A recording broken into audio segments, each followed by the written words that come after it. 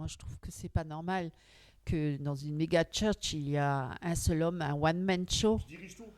qui Ah oui. dirige tout, qui est là, qui sait tout, qui a tous les dons, tous les talents, et qui est ultra riche, parce que, bon, vu les dons, les offrandes qu'on fait à tous ces personnes qui sont dans ces méga church, ça brasse énormément d'argent, hein, s'ils donnent tous la dîme ou les dons, enfin les offrandes. Et on voit bien que ces gens-là sont très riches, déjà par leurs apparences, par leurs vêtements, pourquoi est-ce qu'ils sont tellement riches? Comment ça se fait qu'ils sont tellement riches? Est-ce que Dieu fait tellement de différences entre les uns et les autres, de préférences, que ces gens-là, ils sont mis sur un piédestal plus haut que les autres et c'est incroyable. Moi, et puis, on voit tout ça, pourquoi? À cause d'Internet. Avant, on ne voyait pas ça. Et c'est vrai que les gens, ils ont maintenant tous tendance à vouloir devenir riches. Mm. C'est devenu une mode, hein, comme le monde. On veut être riche parmi les chrétiens. On doit s'afficher richement. Sinon, on n'est pas béni par Dieu. Moi, je trouve ça très, très grave, hein. Et tous ces gens pauvres sont complexés, sont On malheureux, les oublie, en fait, sont on prie fru- pas pour eux. non, même ils prient peut-être, mais ils sont manipulés parce qu'ils sont toujours en dessous. Et puis, ils sont toujours petits. Ils sont petits. Ils sont rien. Et les autres sont tout. Alors, et puis ils sont tout le temps affichés. Et puis tout ce qu'ils disent, c'est paroles d'évangile. Toutes les révélations qu'ils ont, toutes les prophéties qu'ils ont sur la fin des temps. Il y a des prophètes, hein, les prophètes des derniers temps. Ils ont tous des prophéties. Dieu leur parle en songe, en rêve, tout le temps, en vision, sans arrêt. Dieu leur parle constamment, tout le temps. C'est incroyable. Moi, j'en reviens pas. Quelle manipulation, vraiment incroyable. On manipule les gens, on, on les possède, on possède leurs biens, hein. Le peu d'argent qu'ils ont, on leur demande encore de le donner. Donnez, donnez, il vous sera donné en plus. Tu donnes 100 euros, ça sera multiplié par 100 et tu auras au centuple. Je veux dire, on manipule tellement les gens. La misère, on profite de la misère des gens, des pauvres gens, hein, pour les dépouiller, pour les Ils dépouiller. confondent grâce et richesse. Ouais, pour les dépouiller. Hein. On leur fait pression. Mm. Ouais, grâce et richesse. On leur fait pression, on les culpabilise. Beaucoup. Hein, Mm. voilà, beaucoup. Oui, bah, t'es malade parce que t'as pas la foi, ou t'es pas guéri parce que t'as pas la foi, ou tu es pauvre parce que tu as commis un péché, ou tu es sous la malédiction. Enfin, c'est incroyable. Alors qu'on voit bien que le monde va de plus en plus mal et qu'on dépouille les gens de plus en plus, hein, le nouvel ordre mondial, les antéchrists, là, les Illuminati, ils font tout pour dépouiller de plus en plus les gens en les taxant de plus en plus. Et on voit bien qu'il y a une minorité, hein, une classe d'élite qui s'enrichit de plus en plus et qui manipule toute la masse. On le voit bien, tous ces big pharma qui s'enrichissent sur la peur, parce qu'on engendre la peur à travers le Covid, là, en donnant des fausses informations sur soi-disant qu'il y a énormément de morts, de plus en plus de morts, alors que c'est de l'intox parce que tout n'est pas vérifiable. Il y a beaucoup de choses qui sont fausses, c'est des mensonges qu'on propage pour faire peur aux gens, pour qu'ils se vaccinent rapidement et que tout le monde se vaccine. Et puis ça remplit les poches des big pharma, de Pfizer, hein, et tous les autres, et tous les actionnaires qui ont leurs actions, hein, il faut quand même ouvrir les yeux. Non, mais il faut qu'on arrête d'être naïf, quoi. Il faut qu'on arrête, même les chrétiens, il faut qu'on arrête d'être naïf, il faut qu'on ouvre les yeux. Je crois qu'il y a un problème là. Il y a des manipulateurs là qui sont inspirés par qui? Certainement pas par Dieu. Dieu n'est pas un destructeur. Dieu n'est pas là pour détruire le peuple. Dieu est là pour l'avertir, oui, pour qu'il revienne à lui, qu'il se repente de ses péchés, qu'il se détourne de ses mauvaises voies. Et d'ailleurs, on a tendance maintenant à, comment dire, oui, c'est pas grave le péché. Euh, on banalise le péché. Pourquoi? Parce que justement, on ne veut pas venir. Le diable ne veut pas que les hommes se repentent de leurs péchés. Alors on banalise. Euh, pour revenir un petit peu à notre étude sur le réveil, sur les vrais, sur les faux réveils, dans la première partie, donc, nous avons parlé de faux réveils. Et dans cette partie-là, nous allons parler de vrais réveils. Hein. Alors, ce qu'il faut déjà savoir au niveau des vrais réveils, c'est que euh, lorsque je vous parle de Benny Hinn, hein, qui ne connaît pas Benny Hinn dans les mouvements charismatiques, hein, ou même dans les mouvements fondamentalistes? Lorsqu'on parle de Benny Hinn, tout le monde connaît. Il y en a d'autres, bien d'autres. Bien. Mais maintenant, si je vous parlais maintenant de... tout le monde connaît ah oui, le réveil du Pays de Galles, tout le monde connaît. Je n'ai pas... Attention, je ne dis pas qu'il s'agit d'un faux réveil ou d'un vrai réveil. Nous restons neutres. Dans le sens, je veux simplement dire, connaissez-vous le réveil du Pays de Galles? Tout le monde va me dire, oui, je connais le réveil du Pays de Galles. Connaissez-vous le réveil du mouvement apostolique Azusa Street, hein, en Amérique? Tout le monde va me dire, oui, je connais ce réveil pentecôtiste, hein, naissance du pentecôtisme. À savoir que, bon, déjà, beaucoup ne le savent pas, c'est que bien avant, je vous parle maintenant d'Édouard Irvin. Est-ce que vous connaissez Édouard Irvin? Ah non, vous ne connaissez pas Édouard Irvin. Ben, Édouard Irvin, c'était quelqu'un qui... c'était un des pionniers, on va dire, du mouvement pentecôtiste. Hein, Édouard Irvin, avec les manifestations dans des langues, etc. Voilà. Maintenant, il y a d'autres mouvements de réveil, peut-être qu'on ne connaît pas trop. Hein, et pourtant, c'était vraiment des hommes de Dieu. Des vrais hommes de Dieu qui n'ont pas...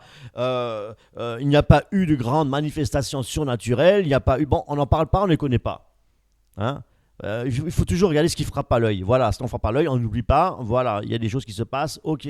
Maintenant, il y a des hommes de Dieu, des hommes qui ont... comment dire, qui ont été persécutés de par leur foi. Des vrais hommes de Dieu qui ont défendu l'évangile et qui étaient prêts à perdre leur vie pour l'évangile. Comme l'apôtre Paul. On ne les connaît pas vraiment. Je vous donne quelques noms.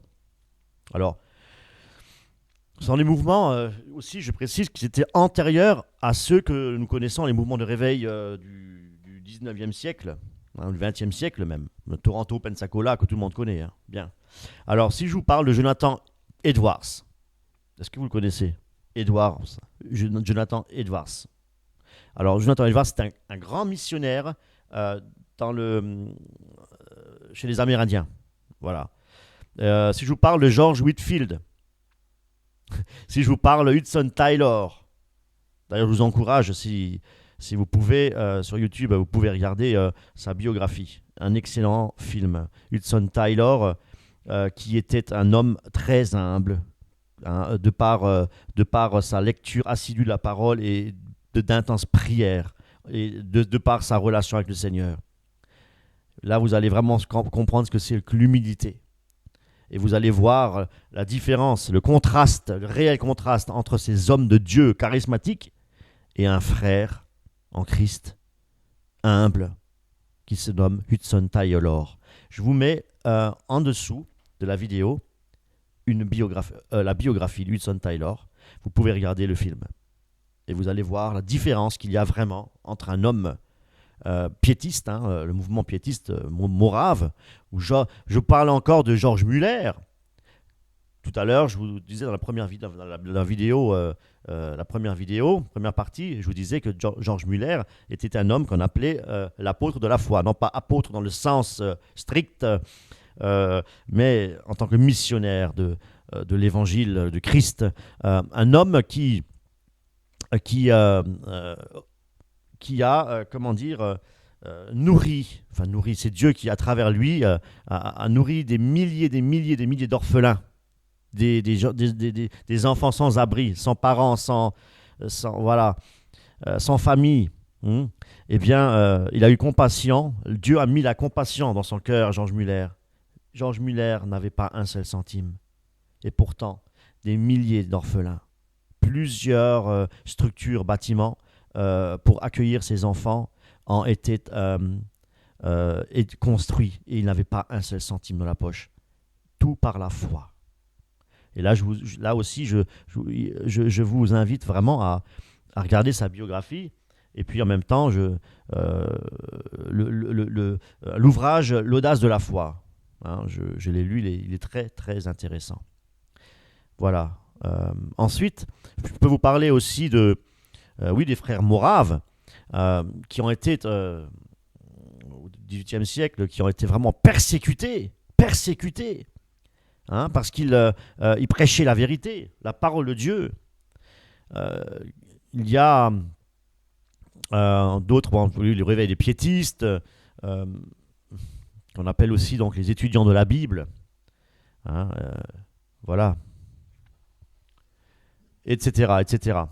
Donc, vous voyez, ces hommes de Dieu là, hein, eh bien, pour la plupart, ne les connaissent même pas. Ils ne s'intéressent pas à des hommes qui ont vraiment apporté l'enseignement de la parole de Dieu.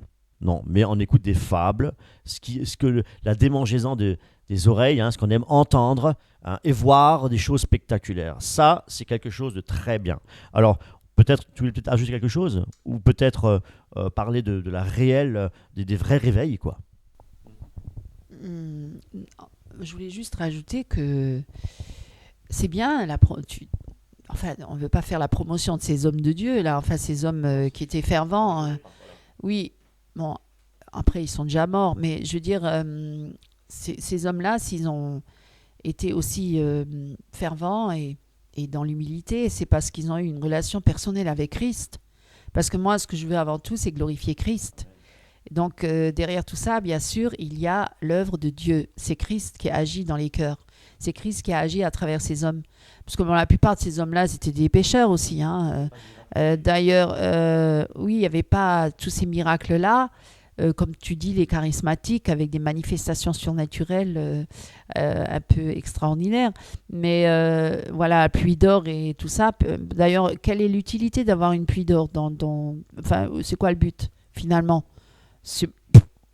Je sais pas. Voilà.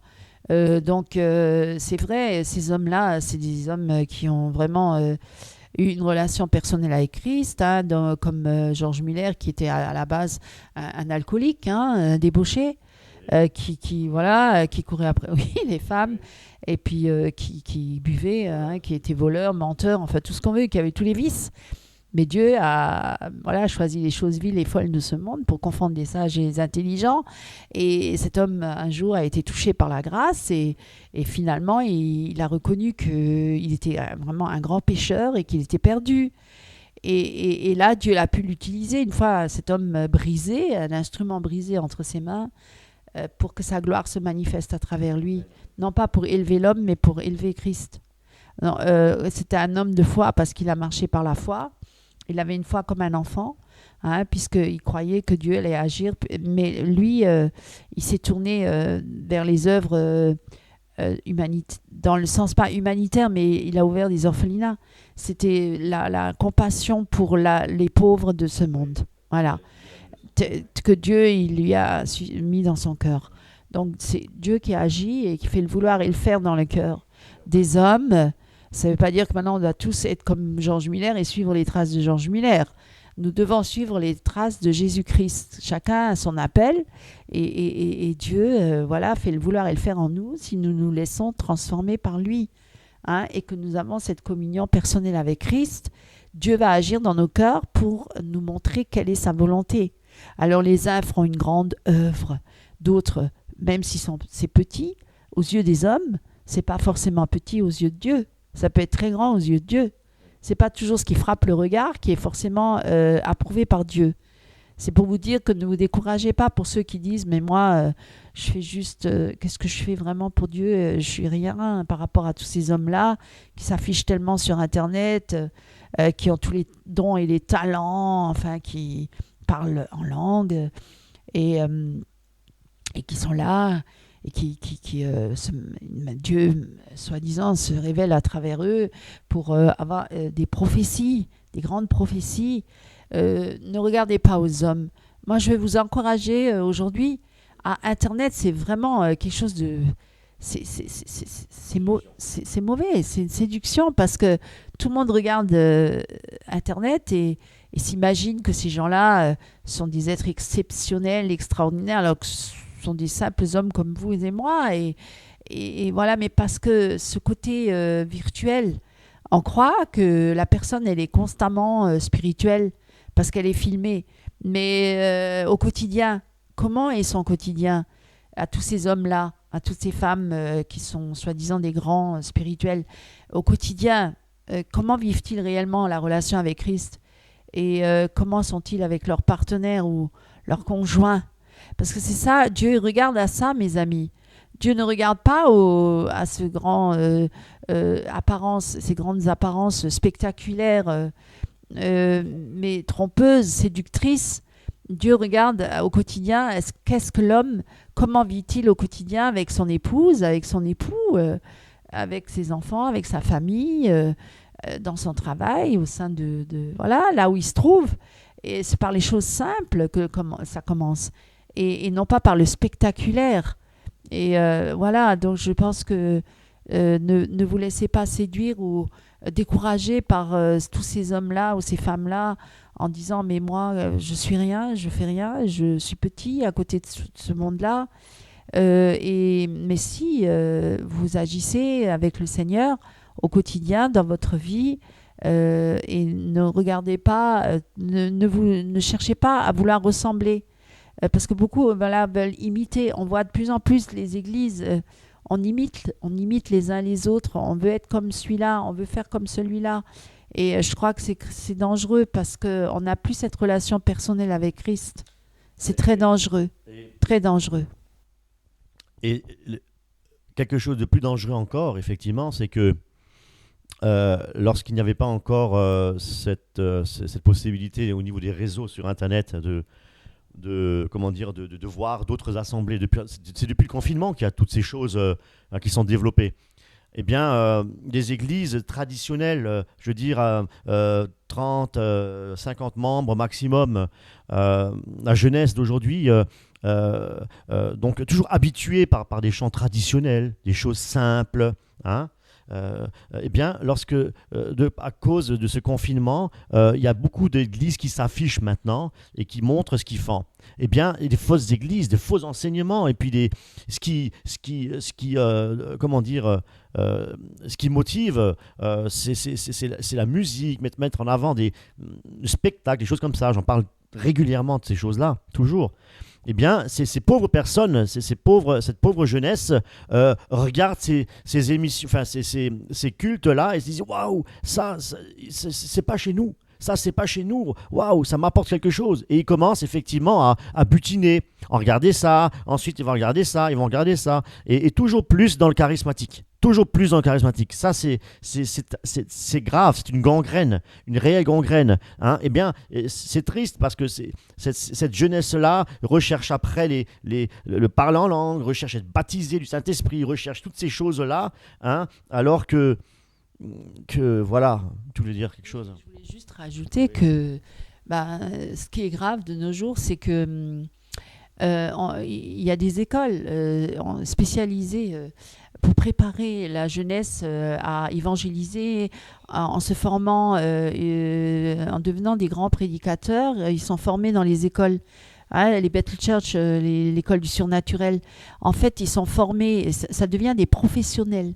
C'est des professionnels de l'évangile. C'est plus par le Saint-Esprit, mais on apprend comment maintenant, le développement personnel et puis les prestations doivent être de haut niveau, même au niveau musical. Hein, ils sont formés musicalement, même à bien chanter et à bien jouer de la musique. Alors ça devient de la performance et toutes les églises doivent copier sur ces modèles-là parce qu'ils répandent leur musique, les Hillsong. Hein, c'est répandu. Ils envahissent toutes les églises avec ces louanges-là et ces chants-là. Tout le monde doit maintenant connaître ces chants-là et ces louanges-là. Si on vient avec des louanges toutes simples, spontanées, pour Dieu, gloire à Dieu, alléluia, c'est trop simple et ça n'a pas d'attrait. Et je veux dire, oh mais toi tu connais rien à la musique, t'as pas de don, t'as pas de capacité, voilà, tu sais pas chanter.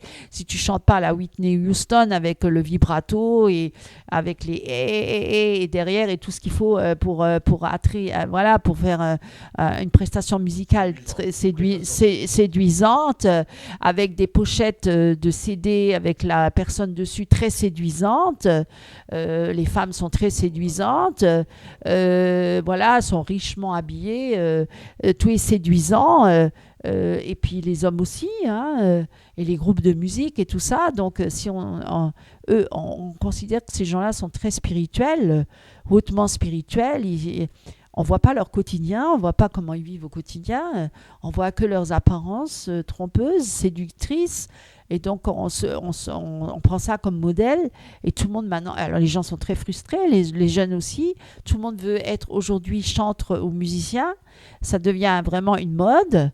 Ouais, c'est soi-disant que là, on est vraiment en relation avec Dieu à cause de ces écoles de chant, de musique, de louange, de gospel, de Hillsong, les grandes écoles en Amérique. Tout le monde prophétique, les écoles prophétiques. Donc, il faut absolument être formé dans ces écoles-là. Sinon, tu t'es rien, quoi. T'es plus rien. Alors que ta relation avec Christ, Jésus était tout simple. Hein. Jésus est mort pour nos péchés et nous sommes ses enfants. Voilà. Eh bien, je crois que la plus belle chose, c'est que nous sommes enfants de Dieu. Hein, nous n'avons pas à être des grands prophètes, nous n'avons pas à être des grands apôtres, des grands prédicateurs, des grands. C'est usant, mes amis, ça devient pénible, c'est de pire en pire, ça pue de tous les côtés, Alors, posons-nous maintenant la question, qu'est-ce que un réveil authentique? Quand a-t-on besoin d'un réveil authentique? Eh bien, à l'heure actuelle, dans les temps que nous vivons. Parce que beaucoup s'égarent, pensant encore voir un grand réveil mondial. Beaucoup le croient, mes amis. Je ne dis ce n'est pas une masse. Dans la parole de Dieu est écrit que le chemin est étroit et que très peu, c'est écrit, hein, je mesure les mots, très peu trouvent le chemin. Très peu. Alors, quand a-t-on besoin d'être réveillé? Eh bien, lorsqu'on dort. Lorsque l'Église dort. Lorsque l'Église est fatiguée. Alors, nous devons voir l'état de l'Église. L'état de l'Église actuelle est endormi, mes amis. Manifestation spirituelle, entre guillemets, des grandes choses qui se passent, et pourtant l'Église est complètement endormie. Vous voyez l'antipode qu'il y a entre le diable, ce qui fait miroiter. Miroiter, c'est vraiment le vocable qu'il faut utiliser. Le diable fait miroiter les choses pour faire croire que l'Église est réveillée avec des manifestations surnaturelles, avec des grandes chorales et toutes ces choses-là, alors que l'Église est tiède, l'Église est complètement fatiguée et malade, mes amis, et dans le péché. Attention aux apparences. Attention, mes amis. Osée 4:6. Mon peuple périt par manque de connaissance. Connaître la parole de Dieu. Connaître la volonté de Dieu, mes amis. Prenons-nous encore le temps de rechercher la volonté de Dieu, ou bien recherchons-nous toujours des attraits pour notre chair, voir des choses, etc. Alors, l'état de l'Église est malade. Il est écrit dans Matthieu 24, versets 12-13, en raison des progrès de l'iniquité, voyez, en raison des progrès de l'iniquité, l'amour du plus grand nombre se refroidira. Ce sont des églises malades, glacées, froides. L'amour pour Dieu, bien entendu. Oui. Voilà. Et c'est l'église actuelle, sa phase finale. On accepte tout dans l'église, pourvu qu'on se divertit et qu'on s'aime. Hein? Parce que là, dans ces églises-là, on les voit, hein, on peut regarder, hein, on les voit tous heureux, ils applaudissent, ils sont contents, la sono, et puis on se prend dans les bras, je t'aime. Mais ce n'est que des agapes, ce sont que des illusions, mes amis. L'église dort. Hein, on a l'impression que les choses se font, mais elle est fatiguée, l'église elle dort. Donc, elle a besoin d'être elle est dans l'activisme. Elle est dans l'activisme. Mais Dieu ne demande pas cela. Dieu ne demande pas cela. C'est pas ça, un réveil spirituel, mes amis. La tiédeur. Hein? C'est quoi la tiédeur? La tiédeur, Apocalypse 3, 26, il dit « Ainsi parce que tu es tiède et que tu n'es ni froid ni bouillant, je vais te vomir de ma bouche. » Les tièdes, en quoi? Le cœur partagé dans les choses du monde et les choses spirituelles, nous dit Osée 10, verset 2. Hein? Et puis, ils aiment Dieu et ils aiment aussi le monde, mes amis. Ils aiment ramener l'activisme, les activités dans l'Église, du monde dans l'Église, mes amis. Mais le Seigneur n'est pas la priorité. Hein? Le Seigneur n'est pas la priorité. Le divertissement. Hein? On ne va pas s'ennuyer dans l'Église. Le dimanche matin, on ne veut plus s'ennuyer. En faisant des activités, parce que la jeunesse, attention, hein, on ne veut pas perdre les jeunes, on ne veut pas perdre la jeunesse. Si on perd la jeunesse, on a tout perdu. Ça, il faut en être, il faut le savoir. Voilà. Donc, on veut garder le troupeau du Christ. Hein, mais pourvu, en acceptant, en faisant de la compromission, on se compromet avec les idées et le système du monde dans l'Église. Tu peux peut-être parler éventuellement de quelques symptômes révélateurs de la tiédeur, justement, spirituelle.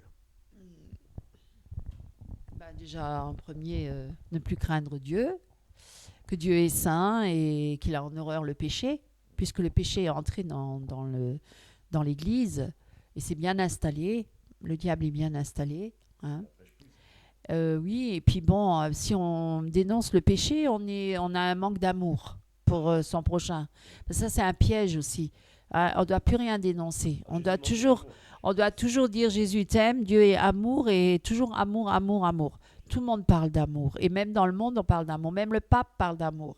C'est ça le problème. C'est que, voilà, tout le monde est dans l'amour. Et même si on pêche, on est quand même dans l'amour. On doit juger personne. Mais ce n'est pas une question de juger. C'est une question de dénoncer le péché. Jésus est venu pour dénoncer le péché. Jésus est venu pour dénoncer les œuvres du diable. Il est venu pour sauver les hommes de quoi? De leur péché. Jean le Baptiste a été envoyé pour dire repentez-vous de vos péchés, détournez-vous de vos mauvaises voies. Les prophètes sous l'ancienne alliance ont été envoyés par Dieu pour avertir le peuple de Dieu, pour lui dire détournez-vous de vos mauvaises voies, détruisez vos idoles et vos faux dieux, hein, et revenez à moi, parce que vous vous êtes détournés du Dieu vivant et vous avez choisi des faux dieux et des idoles dans votre cœur. Et si notre cœur il n'est pas entièrement à Christ, il est à qui? Le monde entier est sous l'emprise du malin. Donc c'est le malin qui vous tient. Et c'est ça le problème. Beaucoup pensent servir Dieu, mais en fin de compte, c'est même pas Dieu qui servent, c'est le malin qu'ils servent. C'est ça le problème. Et c'est vrai, on le voit partout, partout. Le péché s'est bien installé dans les églises. Et il y a même des homosexuels qui se sont retrouvés parmi les chantres, parmi les groupes de musique, de louanges. Je nommerai personne, mais il y a eu des témoignages. Donc c'est quand même grave, en disant, il y en a même qui ont composé, non, ils n'ont pas voulu se repentir, ils ont même composé des louanges pour Dieu. Christ est roi, hein, Christ est roi. Désolé, mais bon, on chante ces chants-là en disant quoi, que ces gens-là étaient sous l'inspiration du Saint-Esprit pour faire des louanges à Dieu. Moi, je pense que ce n'est pas des louanges à Dieu, hein, c'est des louanges charnelles. Moi, je pense qu'il y a une confusion aussi avec les louanges. Il y a les louanges qui sont composées par des hommes, mais d'une manière charnelle. C'est plus dans l'émotionnel que dans le Saint-Esprit, vraiment, avec Dieu. C'est les vraies louanges, la vraie adoration avec Dieu. Ça n'a rien à voir avec certaines louanges que certains composent et partagent dans les églises. Voilà, pour se faire connaître aussi, mais aussi pour vivre dans l'émotionnel. Et pour gagner de l'argent. Enfin, après, il n'y en a pas beaucoup qui s'enrichissent vraiment là-dedans. Ils essayent, comme dans le monde. Ils essaient de s'enrichir. Mais je veux dire, alors, il faut composer des musiques comme on travaille. C'est un travail. C'est pas un travail. Il y a marqué dans la parole de Dieu que entretenez-vous par des hymnes, des louanges, des psaumes et des cantiques spirituels. C'est-à-dire, on doit s'encourager mutuellement. C'est pas pour faire du business. Aujourd'hui, on fait du business avec la parole de Dieu. On fait du business avec les louanges. On fait du business avec tout. On vend des articles, soi-disant, de l'huile d'onction qu'ils ont acheté à Jérusalem, ou des parfums qui viennent de je ne sais d'où. Enfin bref, on vend des choses, on fait du commerce. À l'époque, Jésus, il est rentré dans le temple de Dieu, il a renversé les tables, voilà. Il a renversé les marchands d'animaux là, qui vendaient pour le sacrifice des animaux à l'époque sous la loi. Ils ont fait du commerce. Et il est rentré, il a dit, vous ne faites pas de ma maison, de la maison du Seigneur, une maison de voleurs. Hein, Donc aujourd'hui, c'est pareil. On fait du business, on fait des stages de formation payants, on fait des séminaires payants. Hein, on fait des week-ends payants pour formation biblique, formation spirituelle. On essaie par tous les moyens de faire du business. On fait des cours bibliques payants. On écrit plein de livres payants. Tout le monde est dans le business. On encourage maintenant les chrétiens à devenir des entrepreneurs. Nous voulons des chefs d'entreprise dans les églises. Pour impacter le monde, tout le monde doit être dans le business, tout le monde doit être chef d'entreprise, tout le monde doit développer ses capacités de leadership et de leader pour créer des entreprises. On est pour s'enrichir, on n'est que là-dedans, hein, le développement personnel. Il y a plein d'artistes qui sont là-dedans dans le développement personnel. Ils encouragent ça, mais c'est occulte tout ça. Ça n'a rien à voir avec la parole de Dieu, mes amis. C'est ça la grande séduction. C'est ça la grande apostasie des derniers temps. Ouais. Et ce qui est encore plus lamentable, ce qui est désolant, c'est que lorsque vous regardez des sites internet, des églises, soi-disant des églises, avec en rubrique boutique. Boutique. Je suis désolé, mais ça se fait pas. Je suis désolé, ça ne se fait pas, parce que là, c'est rentrer dans le temple de Jésus, et puis c'est faire du commerce. Mais c'est exactement pareil, c'est sous une forme plus moderne, hein, avec les outils modernes que nous avons actuellement. Boutique. Et en cliquant sur boutique, on vend des livres, on vend ceci, on vend cela, on vend des cassettes vidéo, on vend des CD d'enseignement, hein. Et quand on écoute ces prédicateurs, ils prêchent même l'évangile. Ils prêchent bien l'évangile, mais ils vendent encore parce qu'ils ne veulent pas aller travailler. Non, mais il faut dire les choses comme elles le sont.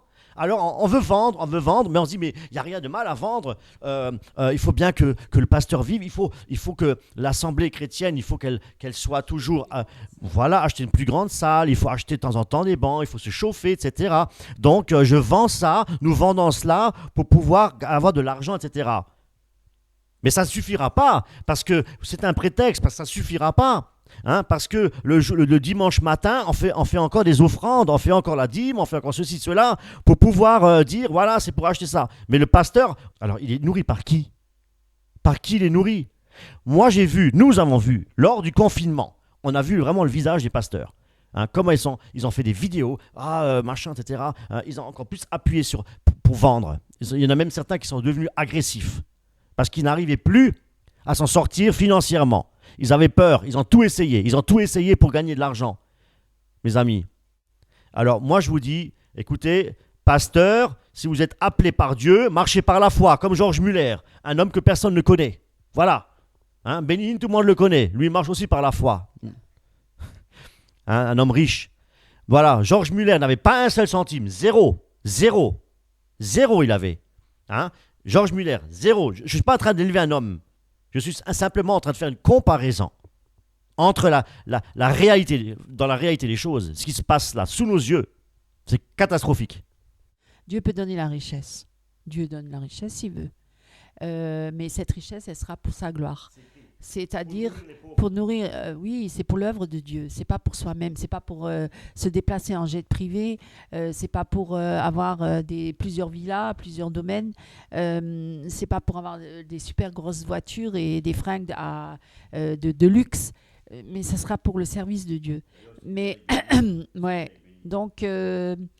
Oui, en plus il s'est mis avec Bénigne, mais bon, c'est pas pour le juger, le condamner. Mais seulement lui, à un moment donné, il s'est laissé séduire. Il s'est laissé séduire parce qu'il a cru que, oui, il croyait que être chrétien, c'est être dans la pauvreté. Et finalement, il a dû rencontrer des personnes qui l'ont convaincu certainement qu'il faut être riche et qu'il est rentré dans l'évangile de prospérité. Aujourd'hui, il prêche l'évangile de prospérité. Oui. On est rentré dans un système, c'est le business, c'est le business, hein, c'est le business. Il n'y a que le business qui compte. Moi, je vous le garantis. Il n'y a que ça. C'est dans le monde, c'est le business. De plus en plus, sur Internet, business, business, business, vous enrichir et c'est que l'argent. On court après l'argent, c'est l'argent. C'est le dieu Mammon, le dieu de ce siècle, le dieu. Voilà. Et donc, l'homme qui s'enrichit, c'est l'homme qui est béni par Dieu. Moi, je suis désolée. C'est pas du tout ça dans l'Évangile. Alors, c'est vrai que l'union fait la force. Tous ces gens-là, ils s'unissent. Ils s'unissent. L'unité, l'unité. Il faut toujours être dans l'unité. Ah, c'est parce que soi-disant c'est biblique, il faut être unis. Hein. Mais oui, ils s'unissent parce que ça leur donne une force. Plus on est nombreux, plus on est fort. Ouais, c'est vrai qu'être tout seul, c'est pas évident. Mais pourtant, la plupart de ceux qui étaient vraiment consacrés à Christ se retrouvaient souvent seuls.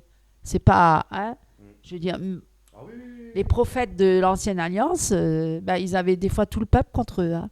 Ils étaient tout seuls là. Et sous la Nouvelle Alliance aussi, ceux qui voulaient vraiment réellement marcher avec Christ, ils étaient persécutés. Donc, est-ce que tous ces gens-là qui sont tellement riches là, en Christ, là, tu dis Bénigne, mais c'est pas le seul. Là. On le nomme lui parce que tout le monde est habitué. Oui. Est-ce qu'il est persécuté? Voilà. Franchement, on dirait pas. Et je crois que la plupart, ils ne sont pas persécutés. Ils se portent très, très bien. C'est pas que je veux que tout le monde soit persécuté, que nous-mêmes, on soit persécutés. Mais un jour, moi, c'est juste pour vous prévenir, on est tellement dans le confort et dans la richesse et dans le bien-être. Le jour où tout ça, ça va s'écrouler parce qu'il y aura une grande crise, hein, déjà mondiale, et que l'antéchrist va se mettre en place, s'installer, le nouvel ordre mondial va se mettre en place. Vous voyez déjà avec la pandémie, avec les vaccins et tout ça. On oblige tous les gens à se vacciner, sinon on est exclu de la société. Vous trouvez ça normal? Vous croyez que c'est normal? Franchement, mais réfléchissez. Hein? Je vais juste dire quelque chose, oui. Et puis, tout à fait. Et je passe un peu du coq à l'âne, mais c'est quelque chose qui me vient à l'esprit.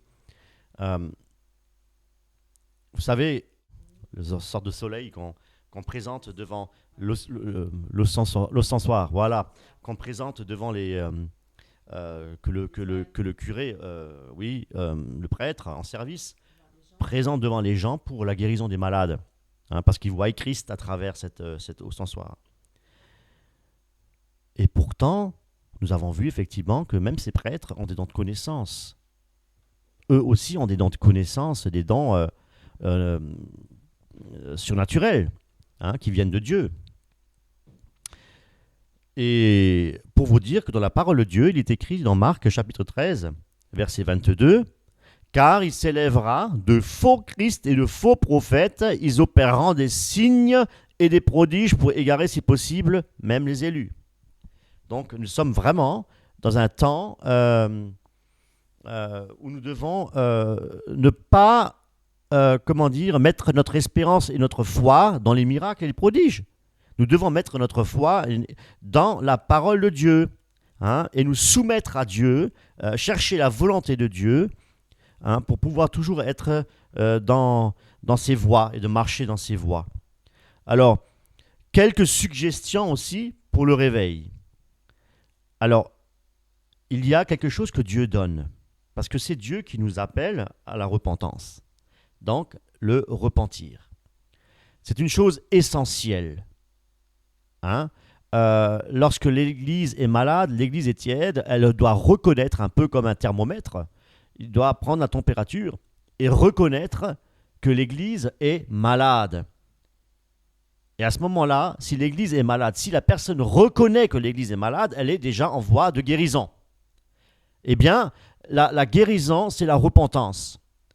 C'est se repentir, tout simplement. Voilà. Romains 13, verset 11-14, il est dit « Vous savez en quel temps nous sommes, c'est l'heure de vous réveiller enfin du sommeil, car maintenant le salut est plus proche, plus près de nous que lorsque nous avons cru. La nuit est avancée, le jour approche, dépouillons-nous des œuvres des ténèbres. » La repentance, c'est non pas simplement de regretter, Hein. Il faut faire très attention aussi dans certaines Bibles, en français courant ou d'autres Bibles, où on a changé le mot repentance par changer de comportement. Hein, ce qui est une aberration. La repentance, c'est quelque chose de bien plus profond. Le sens que nous donne l'écriture grecque est bien plus profond que de simplement changer de direction ou changer de...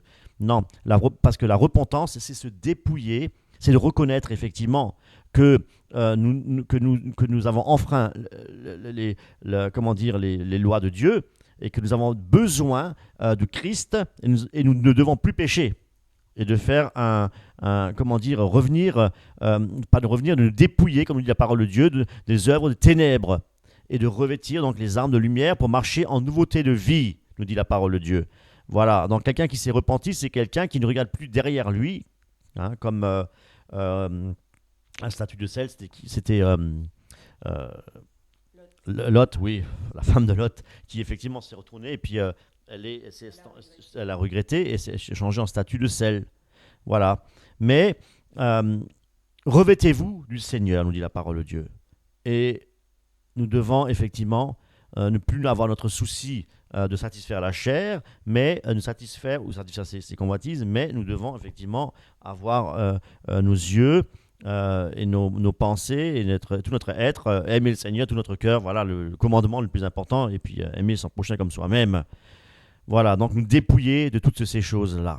Donc s'il n'y a pas de repenti, alors, c'est un faux réveil. Donc, nous devons déjà, c'est une première suggestion pour le réveil, se réveiller, se repentir.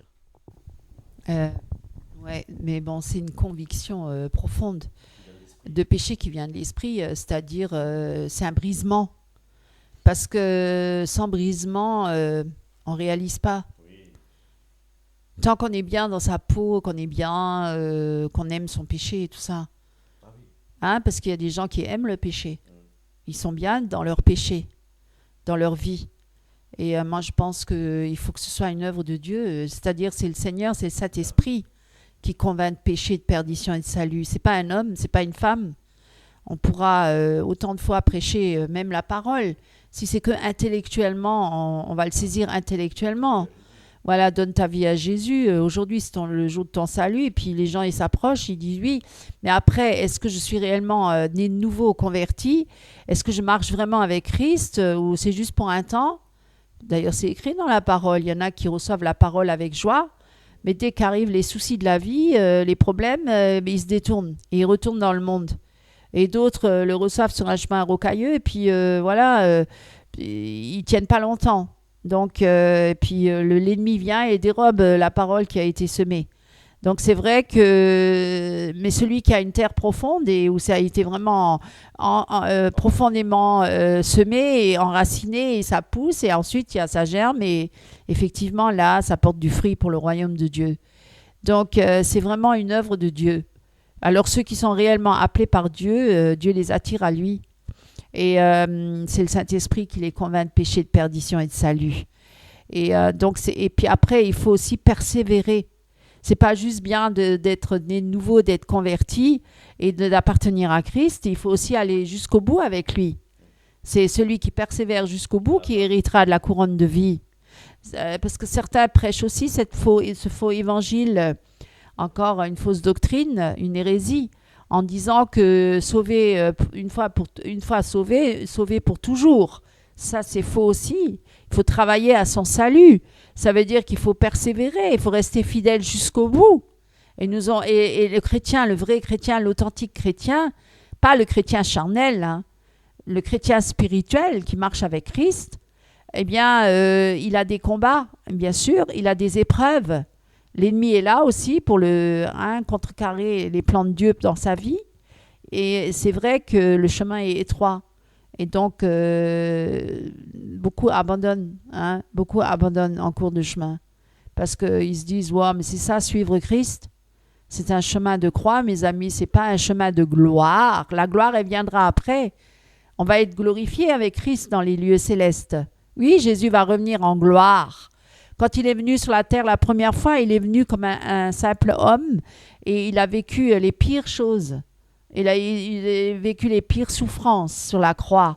Il a été humilié, rabaissé, et voilà. Et on a dit, ah, même le diable, il a fait croire, mais c'est ça, l'œuvre de Dieu, c'est ça, le salut.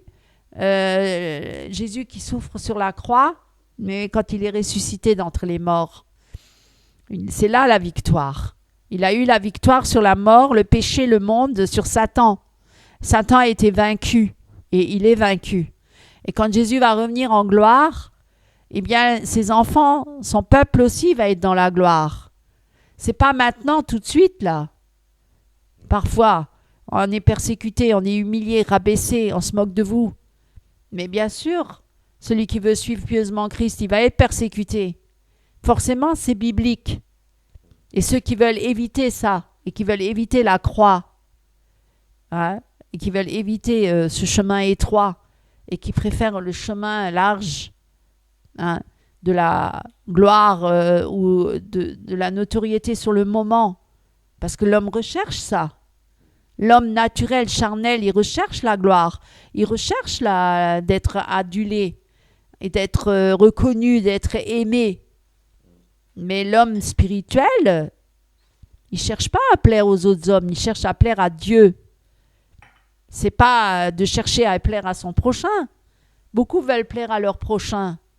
Même dans les églises, on cherche à plaire à son voisin, à sa voisine, on cherche à plaire à l'assemblée. Oui, comme tu dis, le pasteur, il a besoin d'être payé, donc il va plaire à son assemblée.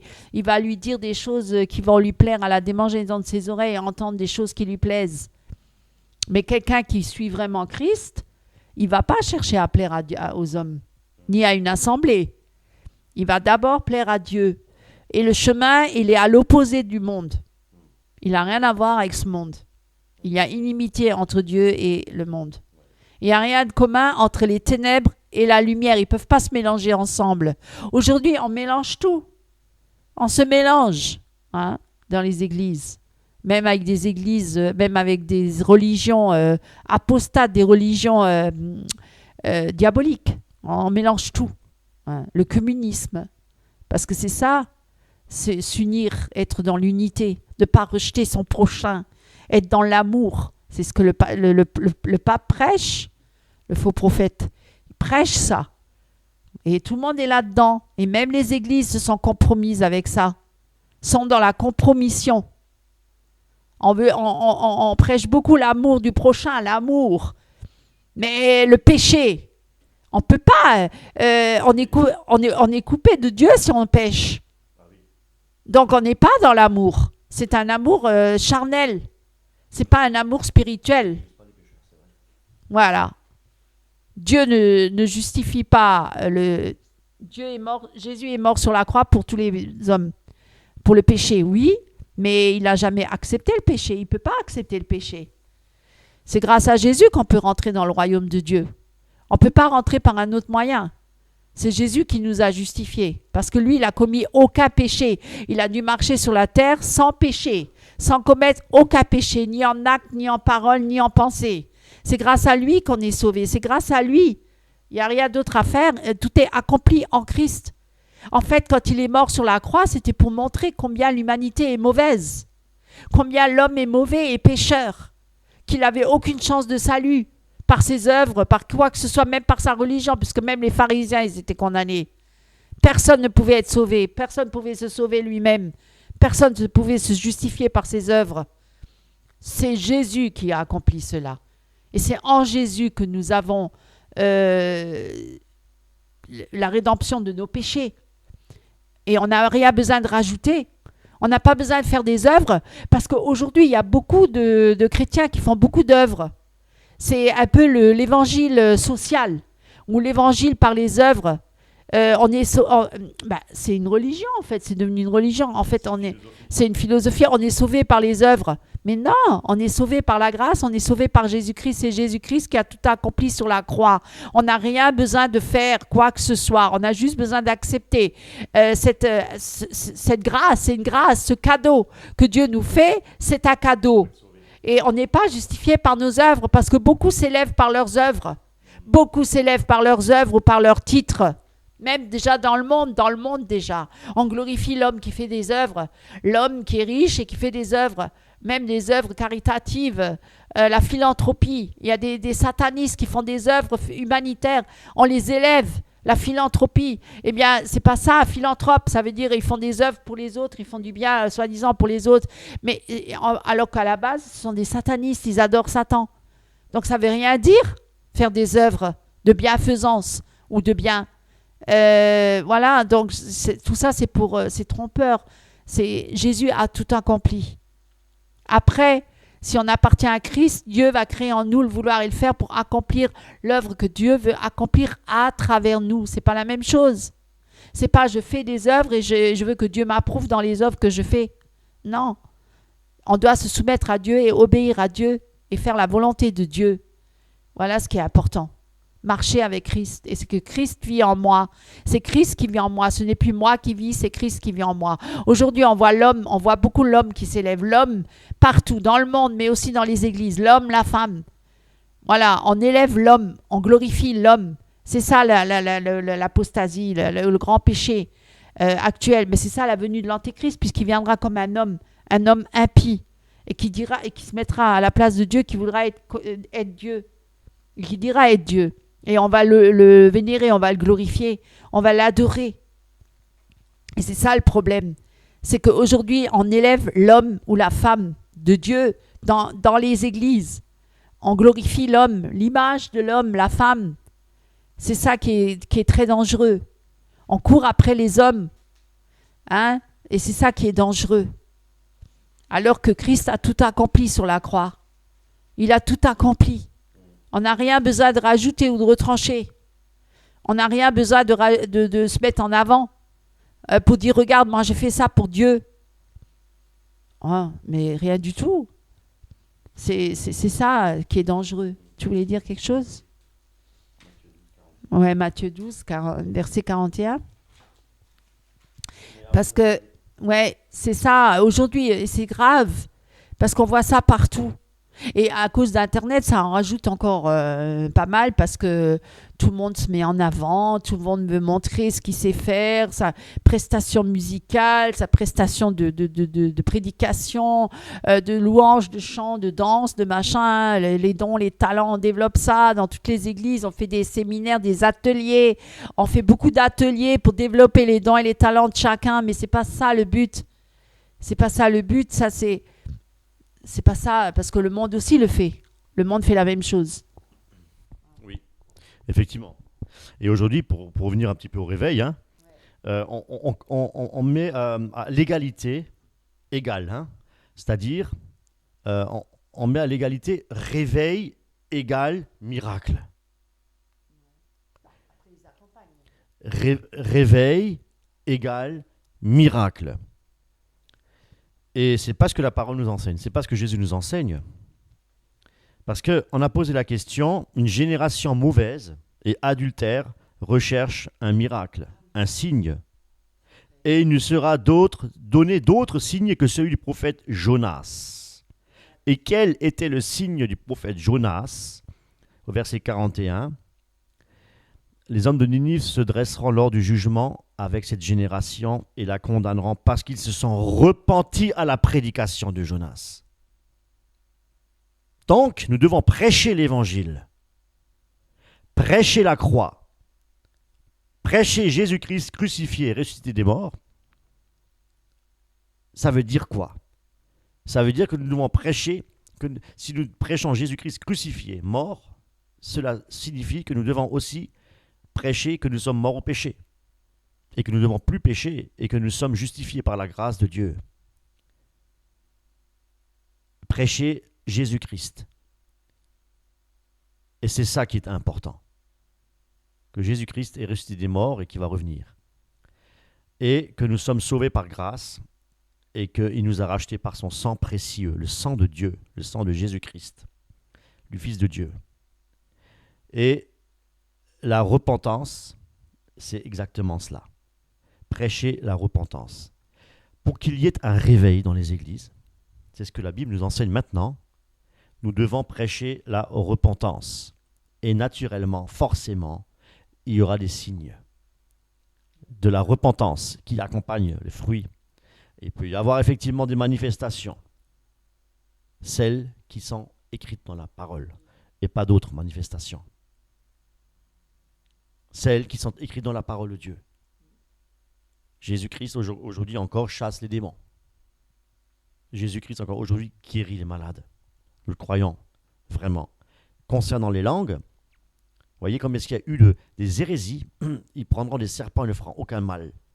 On a vu des églises, mon épouse et moi, où ils sont dans le culte évangélique, entre guillemets, en Amérique, ils avaient des serpents, ils en jouaient avec. Et on a même vu quelqu'un qui s'est fait mordre par un serpent, il en est mort.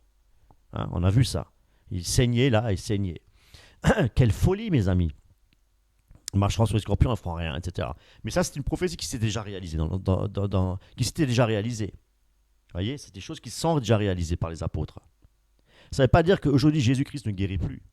Ça ne veut pas dire qu'aujourd'hui, les démons ne sont plus chassés. Mais nous faisons attention. Faisons attention parce qu'il y a des mouvements spirituels, il y a des mouvements charismatiques qui voient des démons partout, hein, qui parlent que de combats spirituels. Ils parlent que de ça. Ils voient des démons partout et chassent des démons. Qui voient des anges partout. Voilà, des grands anges, etc. 3 mètres de hauteur. 30 mètres, oui. Et puis, tous les dimanches, ils chassent des démons, ils font que ça. Et mes amis, c'est pas ce que la parole nous enseigne. La parole nous enseigne de prêcher la repentance. C'est-à-dire, la repentance vient lorsque nous prêchons la parole de Dieu. Et la parole de Dieu vient de ce que nous entendons. De ce que l'on entend, vient de la parole de Dieu. Et la parole de Dieu est là pour nous enseigner, dans Timothée, pour nous corriger, hein, etc. Donc, si nous prêchons la parole de Dieu telle que Dieu nous l'a laissée, eh bien, les cœurs seront touchés, il y aura des repentances. Je parle maintenant dans une évangélisation, dans les campagnes d'évangélisation. Il y aura de la repentance opérée par le Saint-Esprit. Et là, il y aura effectivement, si Dieu le veut, par pure grâce, des guérisons, des choses qui se passeront. Voilà, ça c'est seulement si Dieu le veut. C'est pas l'homme de décider, c'est pas l'homme de faire des affiches. Venez dimanche, soirée de miracles et de guérisons. Comme si c'est l'homme qui décide que Dieu, tu vas faire des miracles ce jour-là, tu vas faire des guérisons. Mais c'est grave, mes amis, c'est grave. Non, nous devons plutôt le réveil personnel, ou le réveil, prier, non pas qu'il y ait un réveil, parce que je le sais, j'étais pareil, mon épouse, enfin, je ne sais pas, mais moi j'étais vraiment, je priais pour qu'il y ait un grand réveil, etc., pour voir des choses, pour voir des manifestations surnaturelles, pour voir des guérisons, des machins. Mais alors que maintenant le Seigneur a mis dans mon cœur que le réveil est quelque chose d'abord de personnel. Donc dans les églises apostates, effectivement, on prêche les miracles et les guérisons.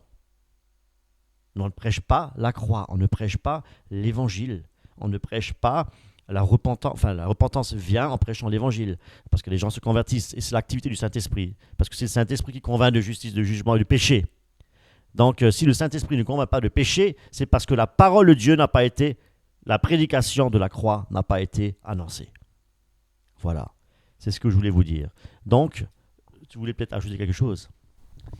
Non, tu as tout dit, mais ce que je voulais dire, c'est mes amis, mes chers frères et sœurs en Christ, moi, ce que je voudrais vraiment vous encourager, c'est de rechercher vraiment cette communion intime avec Christ, avec Dieu, parce qu'on vit des temps vraiment très mauvais, très difficiles.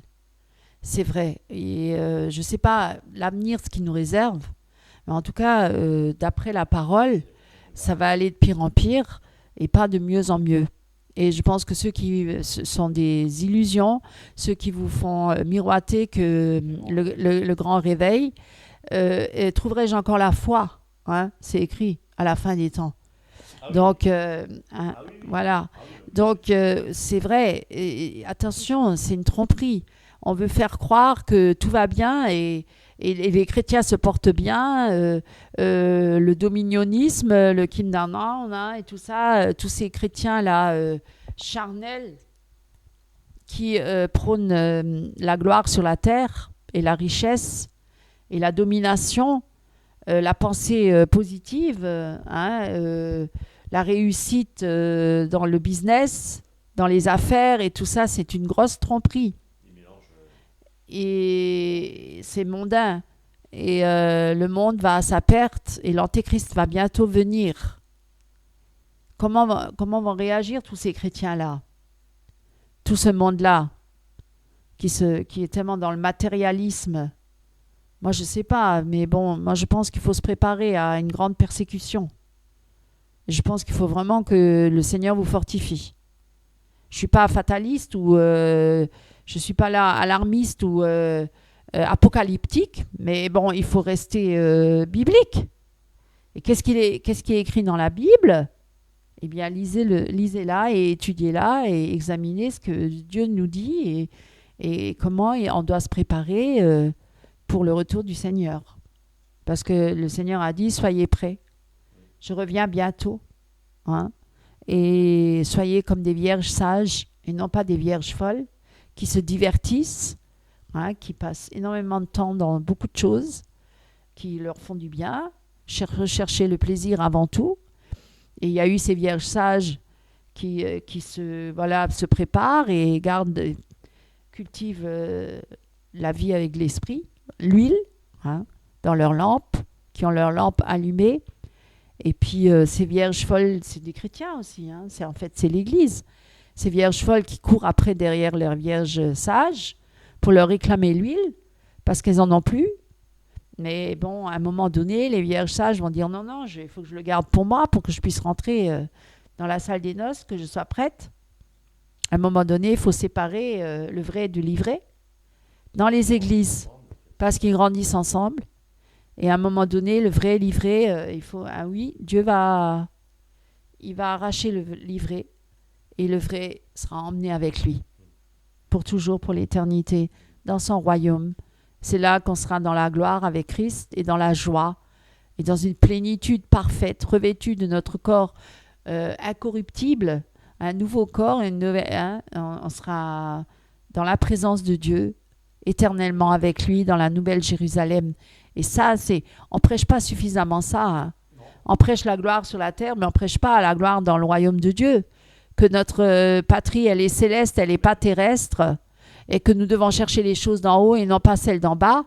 Hein, beaucoup sont préoccupés par les choses d'en bas, mais ils ne cherchent pas les choses d'en haut, le royaume de Dieu et sa justice.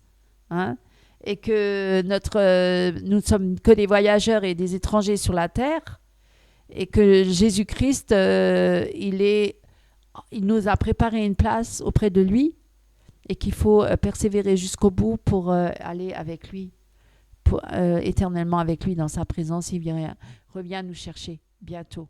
Alors soyez prêts, mes amis.